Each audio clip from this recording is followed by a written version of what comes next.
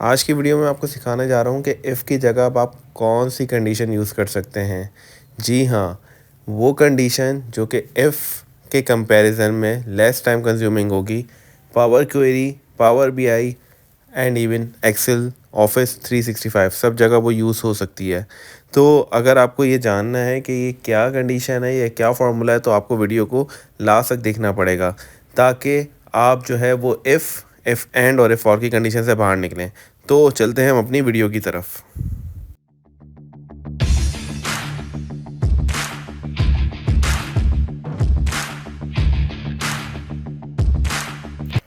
अस्सलाम वालेकुम to all of you. आज की वीडियो में मैं आपको सिखाने जा रहा हूँ इफ़ की जगह एक फ़ंक्शन यानी स्विच। आज की वीडियो में हम सीखेंगे कि किस तरह हम स्विच को इफ़ एंड की कंडीशंस के अगेंस्ट या सब्स्टिट्यूट में यूज़ कर सकते हैं। तो मैं आपको दोनों कंडीशंस का पहले कंपैरिजन दिखा देता हूँ। देखिए, इफ़ ये रेटिंग आपके सामने आ रहा है और रेटिंग के रिमार्क्स। तो अगर हम रेटिंग को पूरी तरीके से लिखेंगे, इफ़ B2 = 1 देन पुअर, इसी तरीके से फिर दोबारा कॉमा लगा के इस कंडीशन को पूरा कॉपी लिख करेंगे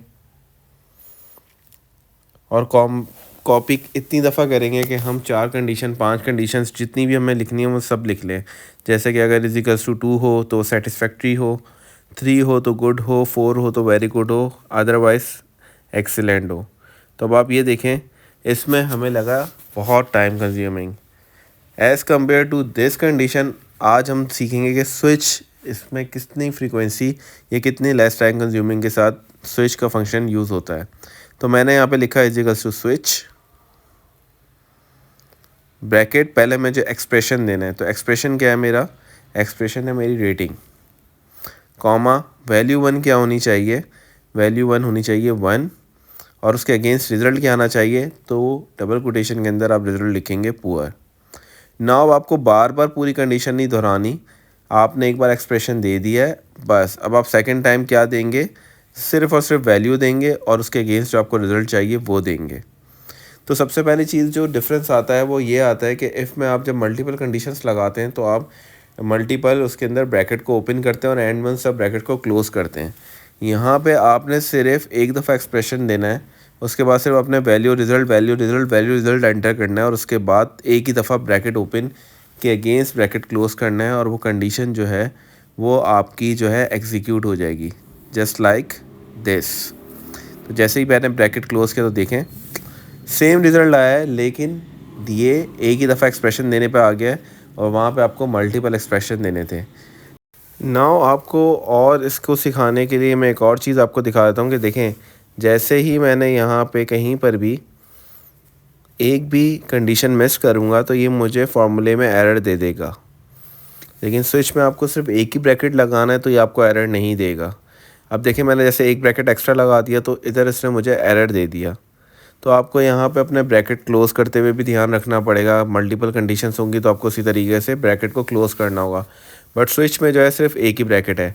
अब हम चलते हैं अपने नेक्स्ट पार्ट की तरफ, और नेक्स्ट पार्ट जो है वो है स्विच विथ मल्टीपल कंडीशंस यानी इफ़ एंड। इफ़ एंड को हम कैसे यूज़ करते हैं, ये एक डेटा है और इसके अंदर मैंने आपको साइड पे नज़र आ रहा होगा मार्क्स के अगेंस्ट उसके ग्रेड्स को प्लेस किया हुआ है। जैसे कि 91 से 100 तक जो है वो A+ है, फिर नीचे A, B+, B, C और एंड में F है। तो ये परसेंटेज के अगेंस्ट ग्रेड्स हैं।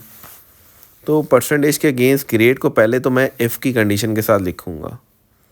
तो इफ़ की कंडीशन के साथ अगेन इफ़ और एंड की कंडीशन दूंगा, क्योंकि मुझे दोनों नंबर्स को जो है वो पैरामीटर्स पर सेट करना है। जैसे कि अगर ये जो है 50% से ज़्यादा हो और 61% से कम हो तो ये क्या कंडीशन दे दे? ये मुझे सी दे दे। ठीक है, ये ग्रेड सी दे दे। अब इसी को कॉमा डाल के मैं मल्टीपल टाइम्स जो है इसको कॉपी पेस्ट कर दूंगा, जैसे कि हम करते हैं। अब सिर्फ मैं अपने नंबर्स चेंज करूंगा। लेट्स से कि यहाँ पे वो >60 हो जाए, <71 हो जाए। इसी तरीके से >70 हो जाए, <81 हो जाए, >80 हो जाए, <91 हो जाए, और इसी तरीके से आखिरी condition and so on.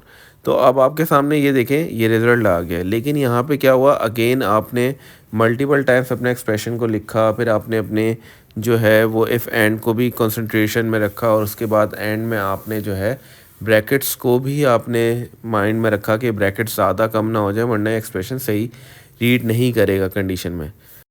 But as compare to switch तो अब आपको और मज़ा आने वाला है पहले वाले स्विच के फार्मूले से भी। आपने स्विच लिखा, ब्रैकेट ओपन करने के बाद ट्रू की कंडीशन दे दी। अब क्या होगा एक्सप्रेशन, अब आपको एक्सप्रेशन आप देखें कितने मज़े से लिखेंगे। आपको मल्टीपल एक्सप्रेशंस नहीं देने।